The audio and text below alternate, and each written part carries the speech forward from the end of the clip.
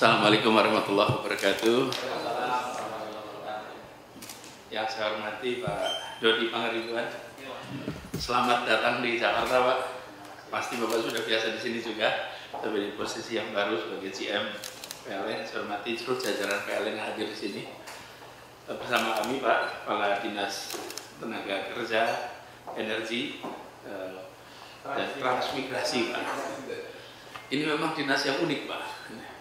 Ya, tenaga kerja, ya, transmigrasi, ya, energi, kemudian ya tiga kementerian, kemudian Pak Ketua TGUPP juga pernah di keluarga besar PLN, Pak. Jadi alhamdulillah, terima kasih Pak. Beberapa waktu lalu sempat kita coba arrange waktu, belum ketemu, akhirnya pagi hari ini, siang hari kita bisa ketemu. Moga Pak Doli, silakan.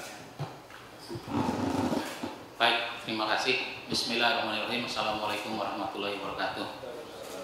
Yang sama-sama kita hormati Gubernur DKI Jakarta Pak Anies Rashid Baswedan PSD beserta jajaran. Terima kasih juga sudah hadir. Ada Pak Andri dari Dinas Tenaga Kerja, Transmigrasi dan Energi, kemudian Ketua TGUPP Pak Amin Subekti, dan seluruh jajaran dari Pemprov DKI, termasuk teman-teman dari PLN UID Jakarta Raya.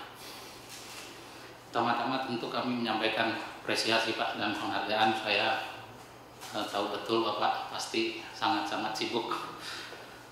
Sebetulnya saya sejak seminggu pertama saya sudah minta agenda Bapak ini, Pak. Jadi saya mulai bertugas di PLN UID Jakarta ini mulai tanggal 20 Mei, Pak. Jadi per hari ini persis 2 bulan, ya itu. Waktu itu saya langsung minta ke Pak Iksan yang saya gantikan, mari Pak kita sama-sama, Bapak pamitan, saya sowan, gitu Pak. Tapi kelihatannya waktunya belum pas, jadi akhirnya saya minta tolong Pak Amin ini untuk mengatur. Dan terima kasih Pak Amin. Terima kasih Pak Gubernur dan teman-teman semua yang sudah hadir pada siang hari ini. Mungkin ada beberapa hal Pak Gubernur yang dapat kami laporkan. Yang pertama adalah tentu saya mohon diterima Pak sebagai partner, sebagai anak gitu ya, sebagai binaan Bapak di sini di Provinsi DKI, tentu dengan segala permasalahannya yang saya kira tidak ada duanya PLN Jakarta ini. Sebelumnya saya pernah bertugas sebagai General Manager juga di PLN Banten Pak, kemudian di PLN Bali dan di PLN Riau dan Kepulauan Riau. Jadi ini pertugasan saya sebagai General Manager yang keempat kali. Ya, jadi mudah-mudahan bekal pengalaman kami ini bisa cocok dengan kebijakan Bapak gitu ya. Kemudian mungkin sedikit intermezzo Pak. Rasanya tempat lahir kita sama Pak. Ibu saya orang Sunda, orang Kuningan. Saya lahir besar di Kuningan. Ayah saya orang Batak. Jadi Pangaribuan, jangan heran kalau profil saya lebih ke Sunda. Kuningan Pak terus. Ya. Oh gitu. Jadi biar gampang diingat Pak. Nah, kemudian dari beberapa program kerja, yang pertama tentu kami terus berkomitmen Pak melanjutkan apa yang sudah dikerjakan, dilaksanakan Pak Iksan, termasuk komitmen-komitmen dengan pemerintah Provinsi DKI. Ya, kami akan lanjutkan. Kalau memang ada perkembangan-perkembangan baru yang bisa kami dukung, kami juga siap, tentu dengan segala kemampuan maupun keterbatasan. Kemudian yang kedua, kami juga selama pandemi ini saya kira hampir semua orang, hampir semua bidang industri pekerjaan terkena dampaknya, termasuk PLN Pak. Namun customer first kami Pak slogannya. Jadi apapun yang terjadi, listrik tidak boleh padam, listrik harus handal dan tetap terjangkau harganya. Itu pesan dari manajemen kami, dan kami juga diminta all out menjalankan tugas itu dengan sebaik-baiknya.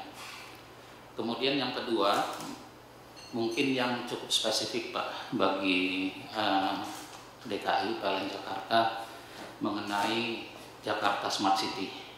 Nah, ini kami juga sudah menyusun rencana kerja untuk 5 tahun ke depan, dan kami selaraskan dengan Jakarta Smart City. Kami sudah soft launching internal Jakarta Smart Electricity.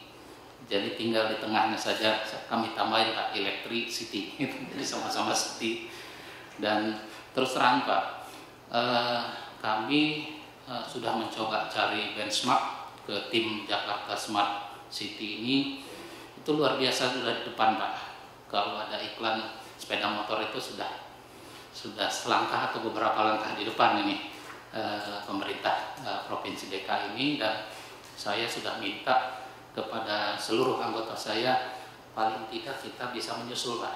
Ya, mungkin bukan melampaui tapi menyusul, jadi catching up dengan apa yang sudah direncanakan oleh Pemprov DKI, sehingga kami juga bisa mendukung, di antaranya misalnya khususnya dengan energi baru terbarukan, kemudian kendaraan listrik Pak di situ, kemudian otomasi atau digitalisasi dari penyaluran tenaga listrik, termasuk smart home system Pak.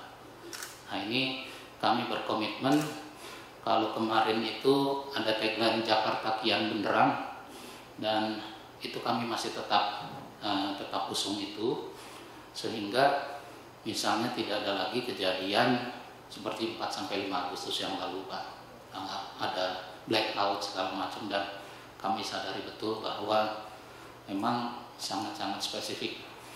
Kalau istilah kami Pak, ada di Jakarta ini ada pelanggan rumah tangga golongan 1 atau R1, ada juga RI1 Pak, ada Pak Presiden di situ gitu. Jadi kita dari mulai paling bawah sampai yang paling strategis. Nah, ini tentu membutuhkan dukungan dari internal apalagi eksternal Pak, dari Bapak selaku kepala daerah, dan kami juga alhamdulillah saya sudah mendapatkan laporan di tingkat pelaksana kerjasama kita sudah berjalan dengan baik, termasuk hubungan dari Pak Iksan dengan Bapak, dan semoga saya juga minimal bisa sama Pak, hubungan kita lebih harmonis lagi, terutama dengan kesamaan tempat lahir gitu Pak. Saya kira barangkali itu Pak untuk pembuka itu. Jadi prinsipnya mohon diterima kedatangan kami, dan apa yang sudah berjalan baik kita lanjutkan. Kami juga terbuka untuk ide-ide yang baru yang insya Allah akan memajukan Jakarta. Demikian Pak. Terima kasih Pak Doni Pak ya. Dodi Pak. Dodi. Ya. Pak Dodi Pangaribuan. Jadi saya langsung tadi ngecek betul Pak Ihsan itu saya cek di tanggal 25 Mei Pak, kirim teks katanya beliau berhenti bertugas tanggal 14 Mei, kemudian pengen ngatur seminggu waktu. kemudian saya Saya sempat tanya sama beliau, gimana tuh tugasnya? Jadi tetap di pusat, tetap di Jakarta. Pertama, selamat datang Pak Dodi di Jakarta. Kita alhamdulillah selama ini kolaborasinya berjalan baik. Dengan Pak Ihsan juga begitu, kita komunikasi dekat, texting one another. Nanti saya juga minta nomor Bapak, kita komunikasi dekat, dan insya Allah banyak hal yang kita bisa kerjakan, jadikan ini. Memang Jakarta ini Pak banyak masalahnya, tapi saya selalu bilang sama teman-teman, ini adalah sumber pahala yang tidak ada dasarnya Pak. Jadi kalau mau mencari pahala ya di tempat yang banyak masalah ini Pak, karena ini sumber pahala yang tidak ada ujungnya. Apa saja kalau mau menimbal dapat di sini Pak, tinggal kitanya saja gitu. Jadi insya Allah nanti kita sama-sama, dan ada beberapa PR yang nanti harapannya kita bisa seperti tadi kolaborasi. Jakarta Smart City kita memang Pak, mau tidak mau harus terintegrasi Pak, tidak ada pilihan. Apalagi energi dengan electricity ini sudah dengan smart city ini mau tidak mau, karena penggambaran kota kita aja membutuhkan energi yang luar biasa besar. Lalu kemarin kita punya program Jakarta Langit Biru. Lalu kita ingin dorong ke depan itu semua kendaraan umum massal mulai dari bis itu menggunakan listrik, dan itu artinya ya mau tidak mau nanti akan kolaborasi. Jadi harapannya kita bisa membuat terobosan bersama di Jakarta yang mudah-mudahan membuat kita kota ini bukan di atas kota-kota lain di Indonesia, tapi setara dengan kota-kota modern lain di dunia. Jadi kalau di atas kota lain di Indonesia sudah ya tentu saja gitu, tapi kita harus setara dengan yang lain. Nah, jadi memang harapannya kita bisa dorong itu sama-sama. Lalu ada beberapa program, mungkin Pak Andrian bisa cerita, Pak Andri. Baik, Assalamualaikum warahmatullahi wabarakatuh. Selamat siang dan salam sejahtera untuk kita semua. Yang saya hormati Pak Gubernur, Pak Dodi, beserta tim, Pak Amin, Bapak-bapak, Ibu-ibu, hadirin yang berbahagia. Tadi saya sudah ngobrol-ngobrol singkat Pak sebelum Bapak datang terkait masalah voksi daripada yang sebagian energi masuk ke Dinas Tenaga Kerja, Transmigrasi, dan Energi di DKI Jakarta. Tadi sebagian saya sudah sedikit Pak menjelaskan bahwa tadinya DKI itu ya terbagi di 4 suku dinas yang berbagai 4 SKPD, yang salah satunya itu masuk ke Dinas Tenaga Kerja, Transmigrasi, dan Energi.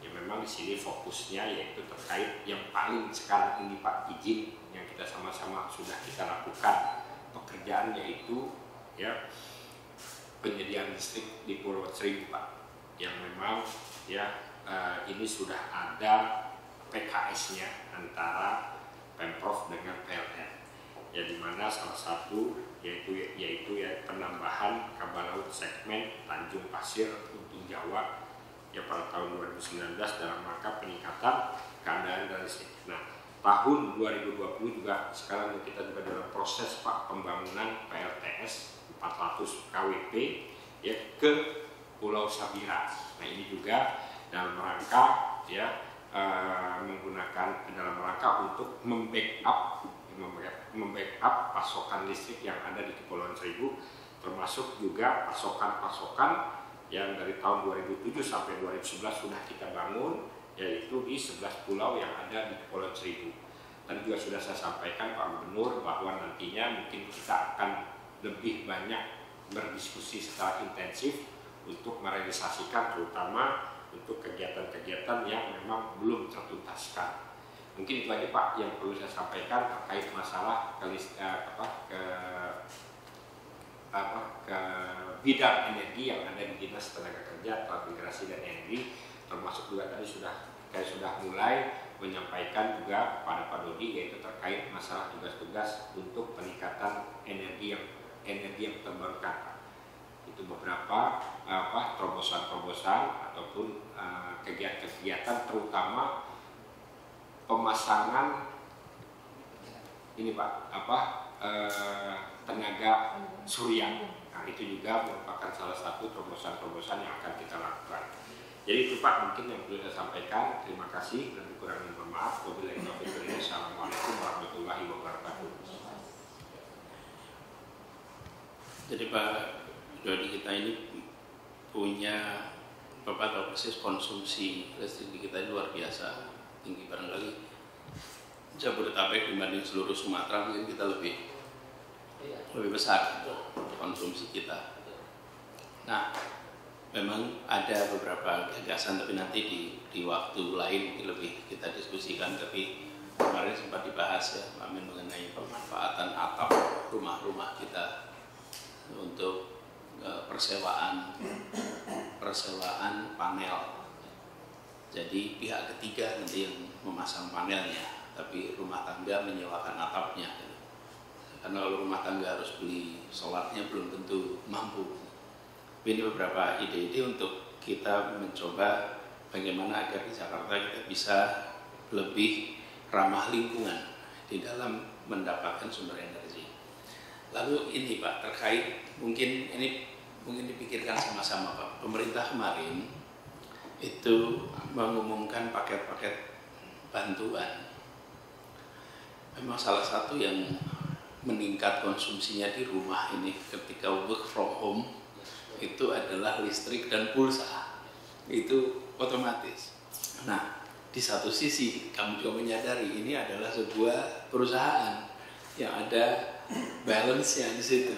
Di sisi lain, ini adalah kepentingan publik yang harus difasilitasi. Nah, kemarin pemerintah mengambil terobosan yang cukup menarik, yaitu memberikan keringanan ya untuk 400 dan 450 sampai 900. Nah, kalau tidak salah saya sudah kirim surat itu ya, sudah bersurat.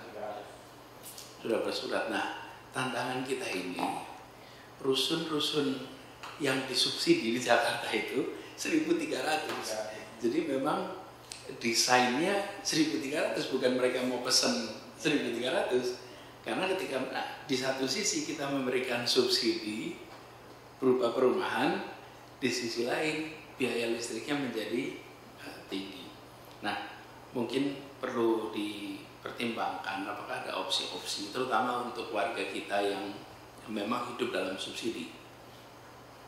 Masyarakat umum juga merasakan Pak, hari-hari ini kita ketemu dengan situasi yang tidak sederhana. Kalau saja di Jakarta Pak, penanganan bantuan sosial ini tidak ditangani dengan baik, mungkin situasinya tidak setenang sekarang. Mengapa? Jadi Pak Dodi, di Jakarta ini ada 3,6 juta kepala keluarga. Dan dari 3,6 juta kepala keluarga ini yang disubsidi pangan itu 2,4 Pak. Jadi 2/3 dari rumah tangga itu hidup dengan makanan dari pemerintah. Kalau tidak ada itu, Jakarta sudah tidak tenang dari kemarin-kemarin Pak. Tapi ini baru berada di bawah nih Pak. Nah sekarang yang semua gunakan untuk itu, semua mau industri legal atau ilegal, itu pakai listrik Pak.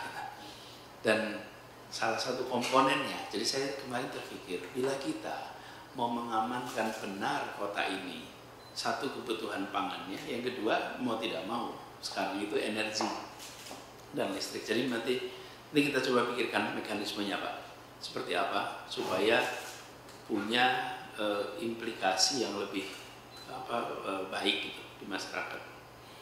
Lalu beberapa kegiatan Pak, kemarin kita memiliki proyek-proyek besar yang perlu didukung oleh PLN, terutama MRT. MRT ini akan ongoing fase ke-2 dan itu akan membutuhkan satu perencanaan yang matang. Mudah-mudahan percakapannya bisa diteruskan yang selama ini ada, karena itu akan dibangun nanti di Monas ini Pak ya, Monas ya. Beberapa hal-hal sederhana Pak yang kelihatannya perlu kita nanti antisipasi, tapi saya senang sekali bahwa sudah kesambung Pak. Insya Allah bisa terus banyak kegiatan kita atur sama-sama. Rupanya orang Kuningan ada di mana-mana Pak. Di DKI ini terkenal cukup banyak Pak, rupanya. Betul ya Pak Andreas saya? Istilahnya, maaf ya Pak, ada istilahnya kurang bagus sih sebenarnya. Babi kuning gitu Pak. Batak 50 Pak. Saya Batak Kuningan Pak. Dulu kurang bagus sebenarnya istilahnya. Cuma di Pemprov itu begitu Pak. Batak 5 Kuningan. Jadi kalau saya pernah ke perumahan ini Pak, perumahan DKI di Kelapa Gading, udah pensiunan Pak di situ Pak. Orang Kuningan semua isinya Pak. Tapi mereka udah berpensiun rata-rata. Alhamdulillah. Jadi siapa kita kerja bersama sama-sama. Pak Amin, ada yang mau ditambahkan Pak Amin? Sedikit Pak Gubernur, terima kasih. Pak Dodi, ada satu sebenarnya hal yang ingin saya sampaikan. Ini terkait dengan ini soal perencanaan sistem Pak. Karena kota ini akan berubah, yang dari tumbuh secara horizontal akan berubah menjadi vertikal.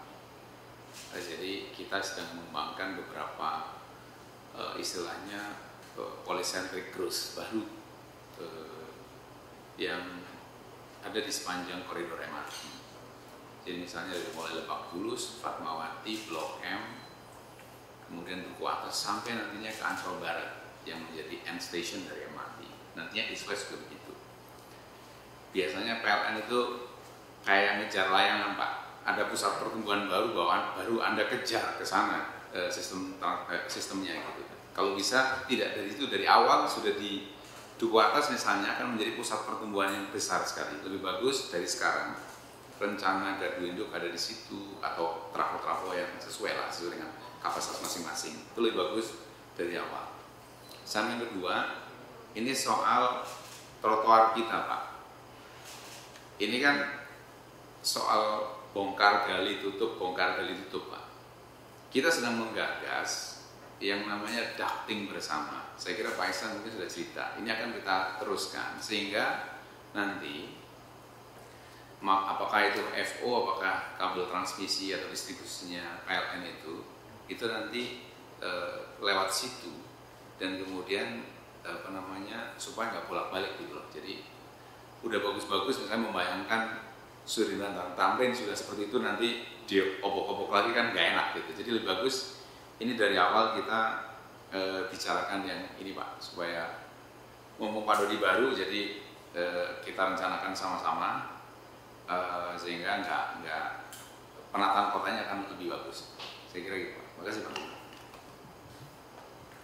Meneruskan soal ini, Pak Dodi, kita memang sedang mempercepat pembangunan trotoar yang bersamaan dengan ducting sistemnya.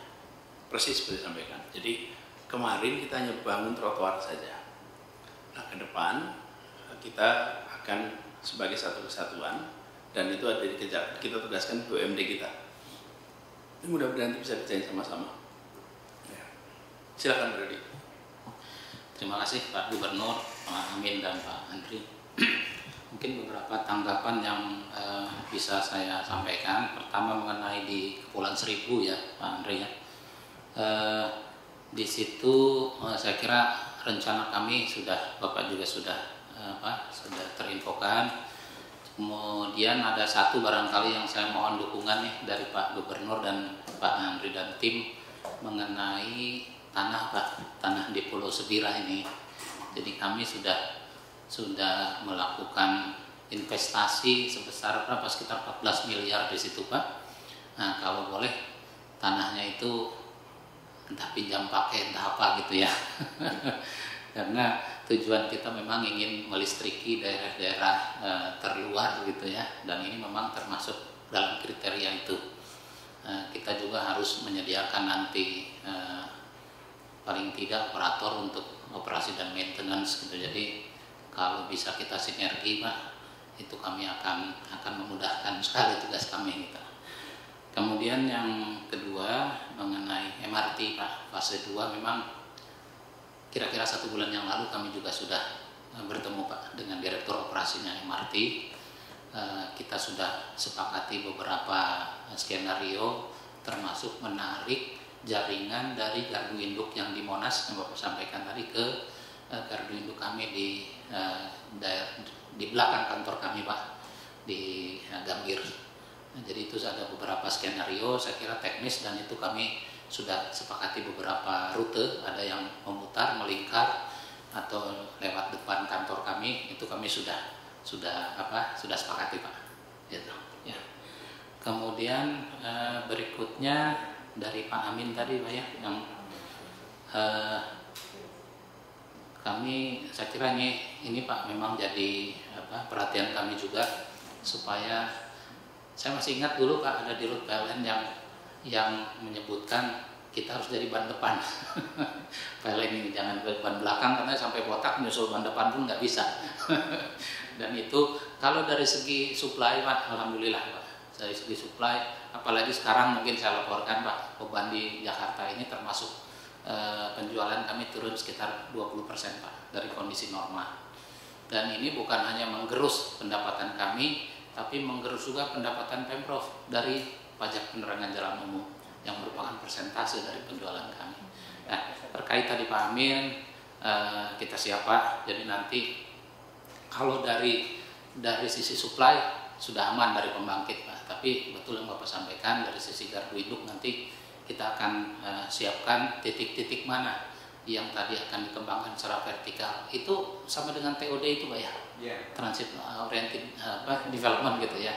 Jadi nanti alhamdulillah sih Pak, Jakarta ini sistemnya sudah paling kuat, paling handal seperti tadi Pak Gubernur sampaikan. Kita mencoba mensejajarkan dengan kota-kota lain. Dengan Kuala Lumpur kita nggak kalah, dengan Bangkok apalagi Pak, mungkin Singapura kali yang masih kita ketinggalan. Jadi insya Allah ini kami jadi prioritas Pak. Nah cuman mengenai timingnya, nah ini apakah perlu penyesuaian karena dengan pandemi ini tentu khususnya kami Pak, ada proyeksi-proyeksi pertumbuhan yang menjadi bergeser. Terutama tahun ini Pak, tadinya kami sekitar 5% per tahun, tapi bulan lalu masih minus, bulan ini kita sudah mulai tumbuh sekitar 2% dari bulan kemarin. Jadi memang sudah mulai ada kegiatan penggerak. Jadi di Jakarta ini kan dari bisnis Pak, yang menggerakkan perkantoran gitu ya, kemudian tadi tempat-tempat hiburan yang tumbuh baru di rumah tangga. Namun presentasinya relatif kecil terhadap total penjualan kami. Nah, jadi terhadap yang terakhir mungkin ya yang trotoar itu. Yang trotoar memang kalau kami Pak sudah menunggu-nunggu dari lama itu. Saya masih ingat waktu di Bali Pak Amin pernah juga membawahi Bali itu tahun 2005 itu ada rencana pembangunan itu sampai hari ini belum jalan. Nah mudah-mudahan di Jakarta ini kita jalan, semua utilitas bisa masuk ke sana dan mungkin tetap perlu bertahap Pak, karena bagaimanapun juga tergantung kepada anggaran investasi yang sekarang ini cukup ketat gitu Pak. Tapi kita coba catching up dengan rencana dari Pemprov ini. Demikian Pak.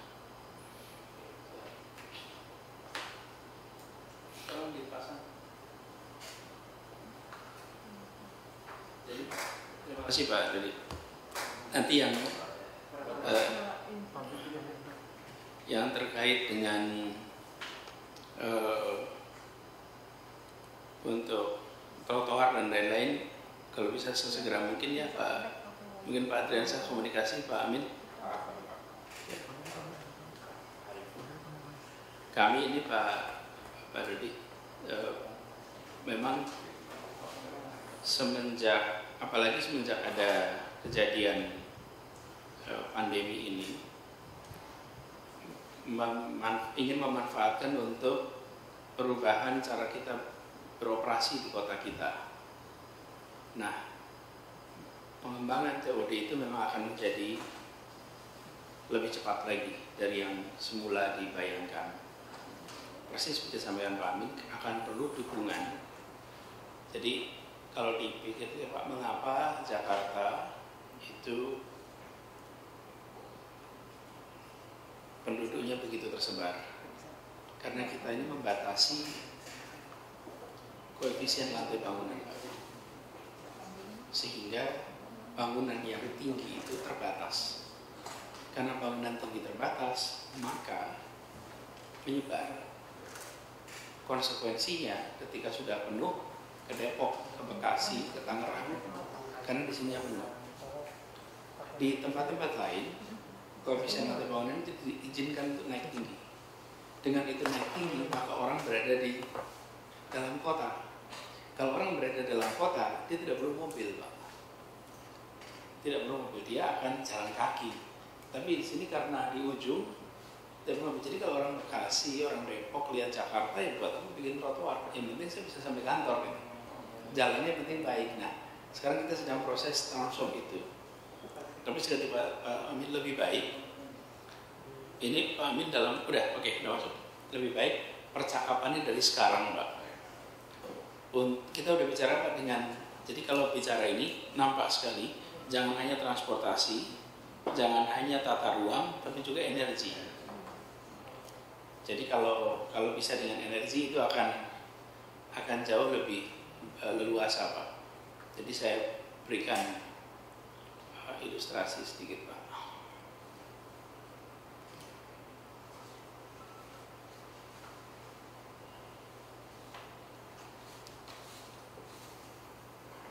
Ini mumpung ketemu aja Pak Duli, jadi biar sambil cerita Pak.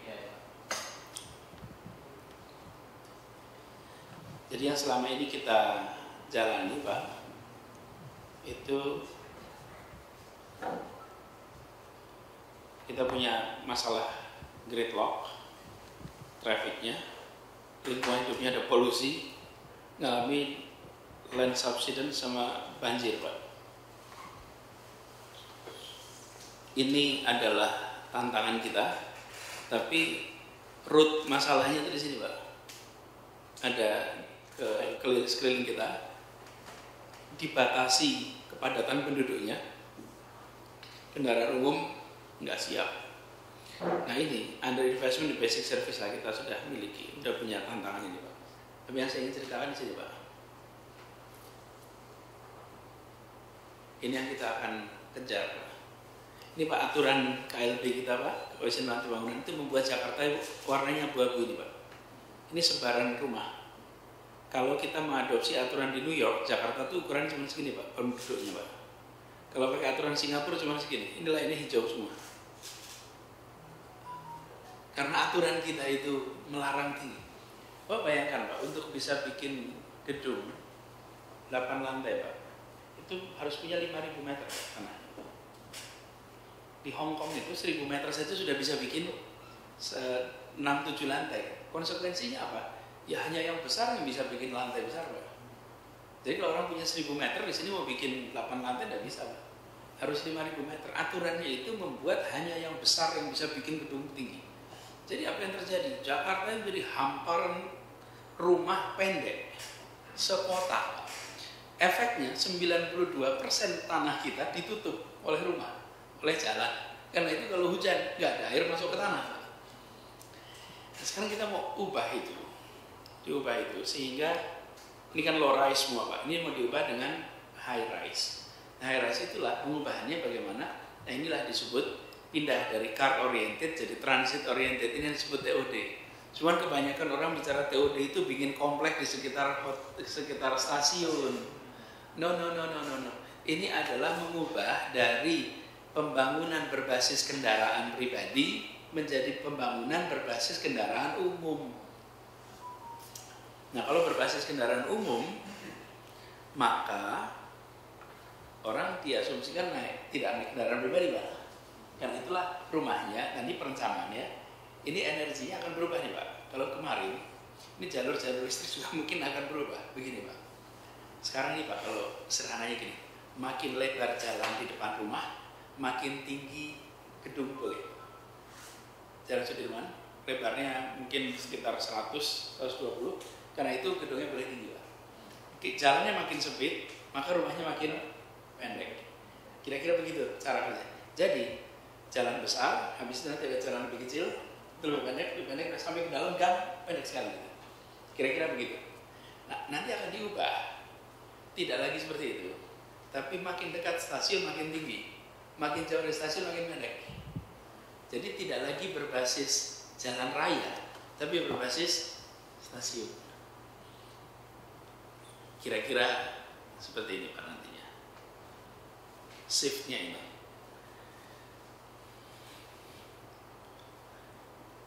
Kemarin koridor based development, ini nanti district based development Pak. Koridor itu koridor Sudirman, koridor Rasuna Said, koridor, itu kan koridor Pak. Nanti distrik. Kalau distrik itu nanti ada wilayahnya. Low density di high density, urban sprawl menjadi compact city, priority for cars berubah menjadi priority for pedestrian.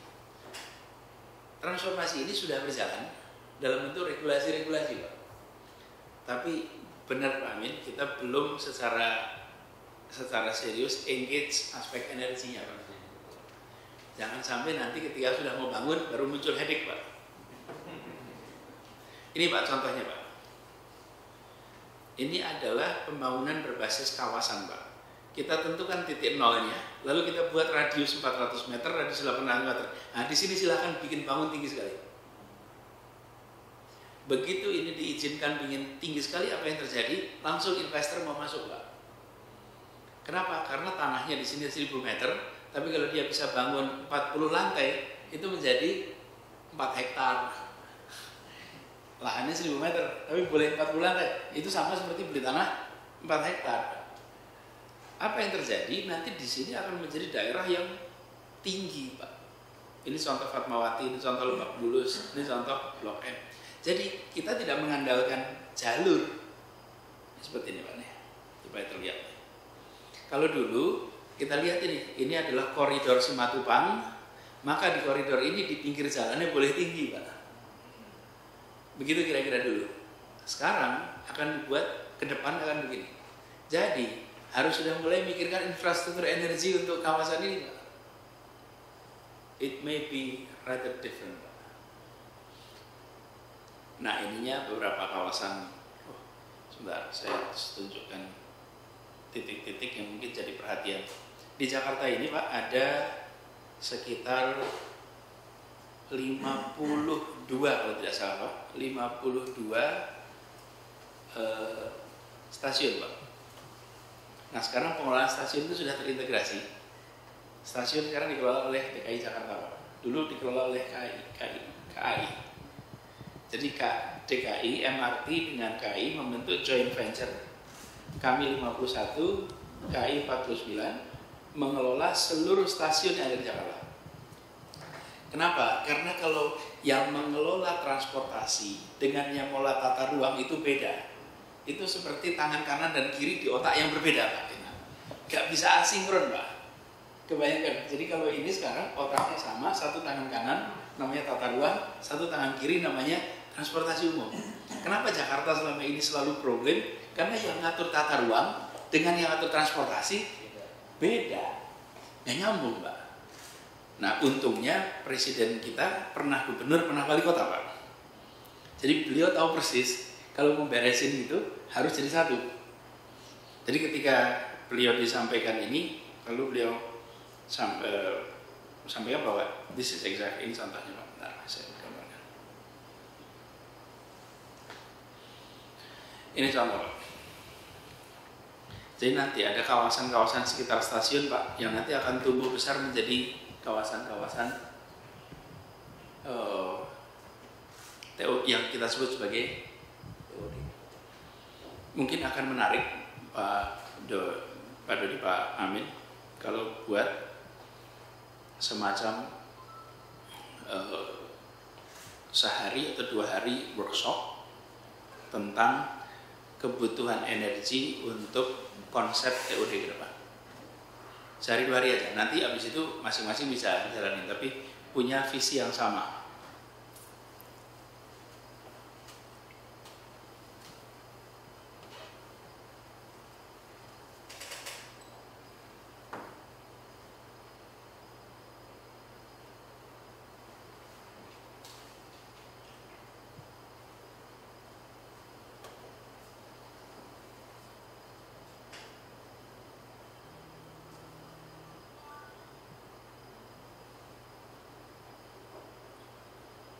Nah, kalau ini bisa kita lakukan, Pak, nanti akan punya efek agak besar, Pak. Karena titik-titik inilah yang nanti akan tumbuh dan mungkin, Pak, kita akan menyaksikan orang kembali lagi ke Jakarta, Pak. Daripada tinggal di luar Jakarta, lebih baik tinggal di Jakarta dengan akses kendaraan umum yang mudah. Dan baru kita jalankan kemarin saja, Pak, ini satu contoh nih.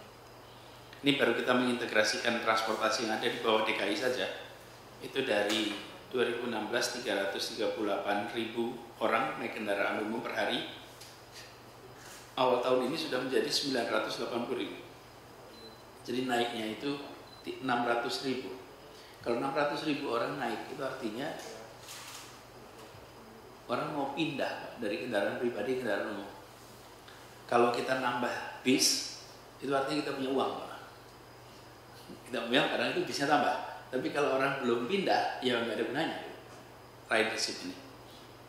I think it's a good point Pak untuk di explore lebih jauh ya.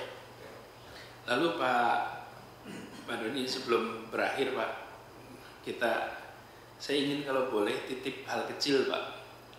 Kami itu berharap ini bisa segera tuntas. Ini kemarin sudah kami bahas dengan Pak Iksan, tapi belum selesai. Di sini ada gardu listrik yang kondisinya itu membuat, coba saya lihat sebentar, Arya Duta patung tadi. Iya, ini kok kebetulan nggak keluar gambarnya deh Pak. Bentar.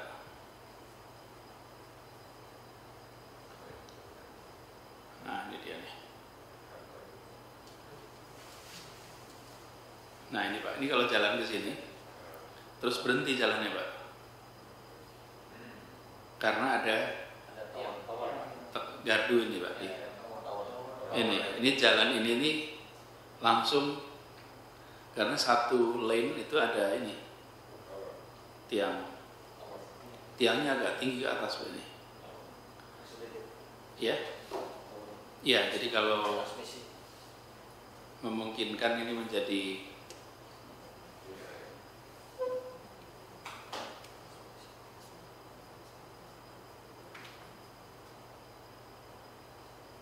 ini Pak, lebih kelihatan.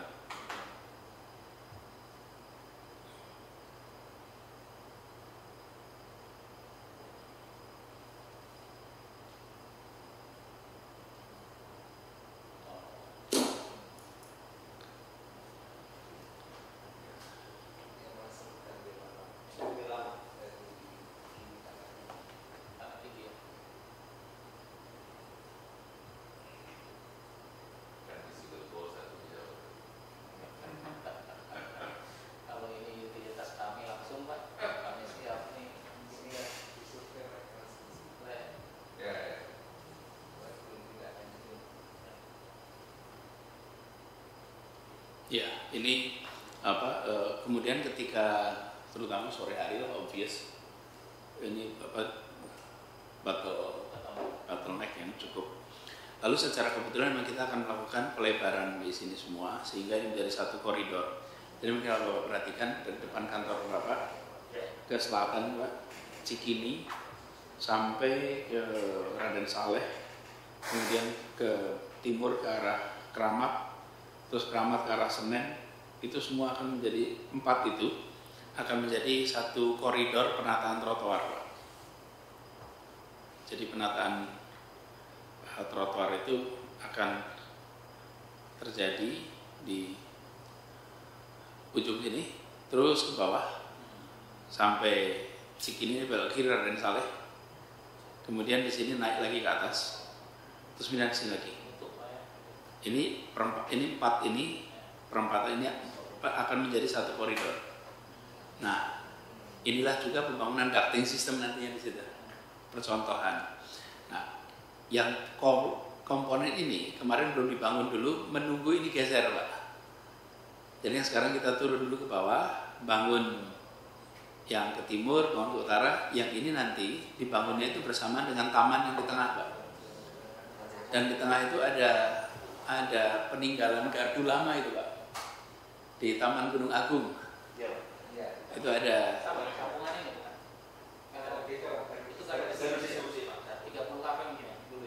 itu ya gardunya gardu zaman Belanda itu kelihatannya sih.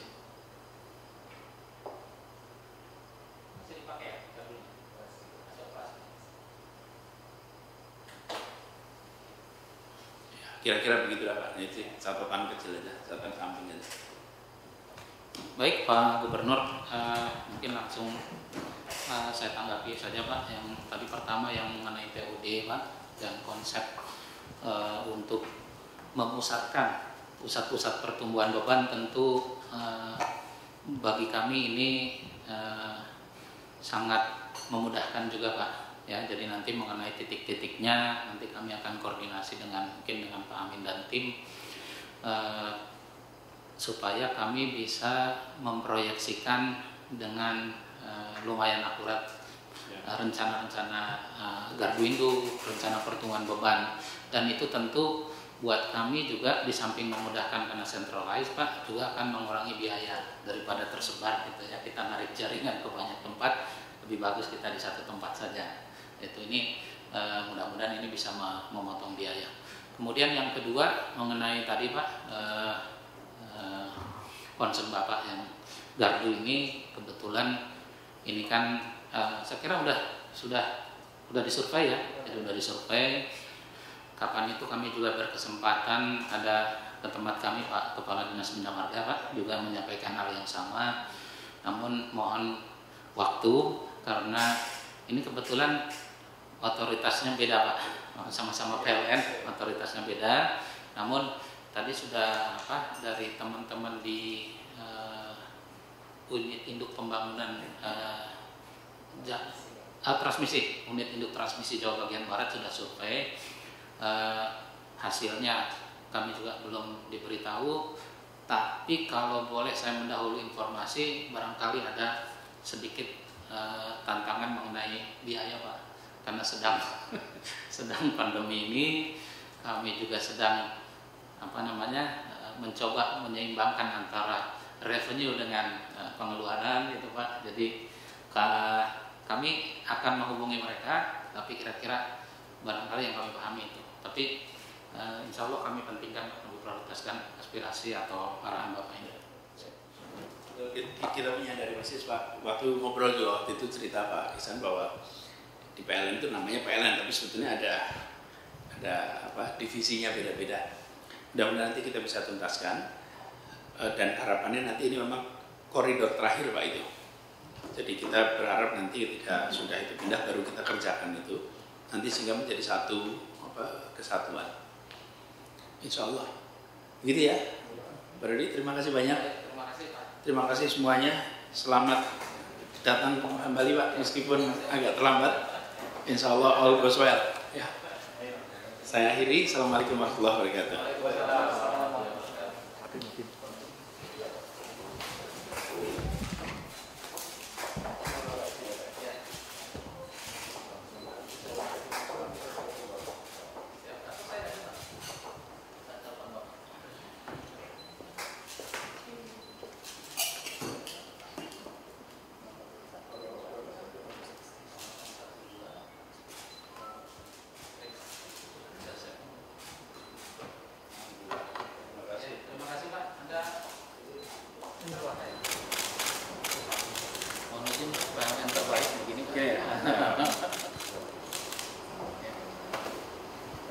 Terima kasih banyak Pak.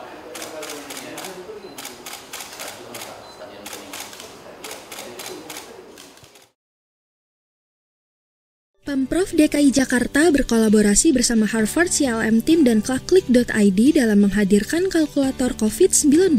Kalkulator COVID-19 adalah cek gejala mandiri yang menggunakan Machine Learning COVID-19 Likelihood Meter atau CLM pertama di Indonesia. Kalkulator COVID-19 ini dihadirkan melalui fitur JAK CLM pada aplikasi Jaki. Jika kamu merasa memiliki gejala COVID-19, kamu bisa langsung gunakan fitur JAK CLM. Yuk, simak tata caranya. Pertama, unduh aplikasi Jaki melalui Play Store atau App Store.